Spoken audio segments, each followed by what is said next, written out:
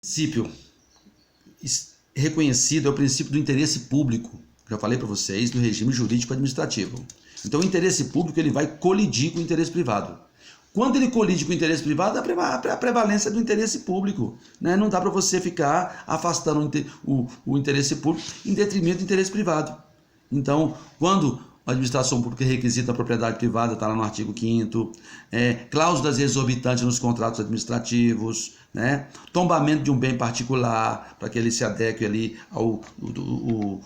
à parte histórica do tombamento, parte de direito ambiental, direito administrativo aí, né?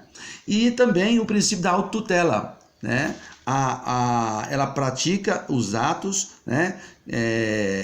E podem revogar os seus atos que são considerados viciados, ela que comanda isso, ela tem o poder de polícia, ela anula os seus atos, ela revoga os seus atos quando inconvenientes e quando oportunos. Então, você tem o poder de corrigir isso, a autotutela, tá bom? Então, e esses princípios não estão previstos na Constituição, mas são reconhecidos. O princípio da indisponibilidade, tá certo? Dos bens da administração pública. Você não pode penhorar os bens da administração pública, tá? Por exemplo, então, só para você entender, essa é uma base, né, gente? Os princípios do contraditório e da ampla defesa, que acontece no devido processo legal inglês, americano, incorporado pela nossa Constituição, a todos serão garantidos a ampla defesa e o contraditório nos processos judiciais e administrativos. Então, tem administrador público que abre PAD sem dar prazo de 15 dias para a pessoa contestar. Tem que abrir os prazos quando houver fatos novos no processo.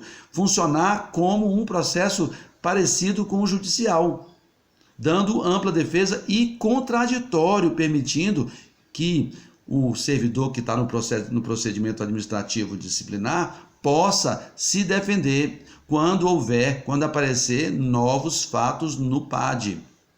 Estou dando exemplo para vocês compararem com o processo judicial. E isso que é ampla defesa e contraditório. Quando o juiz lá no Poder Judiciário, ele fala, o que violou frontalmente o contraditório? Entrou uma prova e o juiz não abriu prazo para a parte adversa, a parte contrária. Então é importante que dentro do procedimento administrativo, dentro do processo administrativo, dentro de uma licitação, dentro de um contrato administrativo, seja possível a ampla defesa e o contraditório amplo, porque a falta de defesa técnica no procedimento administrativo vai suscitar nulidade. O Supremo já discutiu isso aí, só que o que o Supremo decidiu? Que é importante que abra espaço para que o servidor traga aos autos um advogado, se assim ele quiser. Ele pode fazer a sua defesa, mas se ele não quiser, ele pode contratar um advogado e colocar nos autos. Tem que ter prazo para isso. Beleza? O princípio da continuidade dos serviços públicos, no caso dos contratos administrativos, da administração pública, muito importante, não pode interromper os serviços públicos essenciais, né? Então a lei regula os serviços públicos, os contratos administrativos. Então você tem aí um princípio fundamental, o princípio da segurança jurídica, muita transparência, muita segurança jurídica dentro, tá certo? Para você não ter interpretação retroativa, não prejudicar o direito adquirido, a coisa julgada, né? Os princípios que regulam aí a segurança jurídica.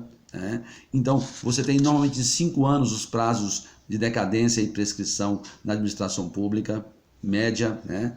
O princípio da motivação, a administração pública não é pela liberdade discricionária, não tem discricionariedade, mas é pequena. A ideia é sempre o princípio da motivação, legalidade, tem que ser explícita, clara, congruente, tem que estar ali claro. E outros princípios, um americano e outro alemão, conhecido como razoabilidade e proporcionalidade. A administração pública, ela trabalha com esses princípios fundamentais, tem que ser racionais, né? A administração pública não pode ser irracional. Na pandemia, vamos desalojar um monte de gente, jogar na rua. Não, no meio da pandemia. O administrador público, o agente público tem que raciocinar e tem que ser razoável, né? Tem que encontrar formas para superar, tá bom? E por último, o princípio da finalidade.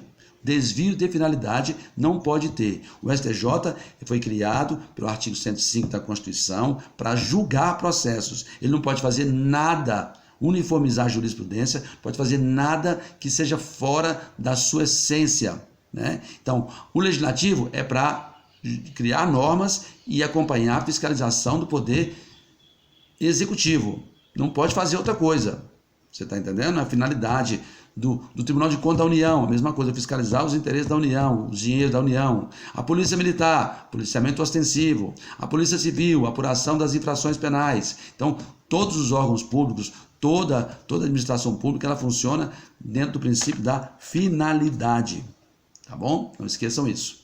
Um abraço, daqui a pouco a gente continua.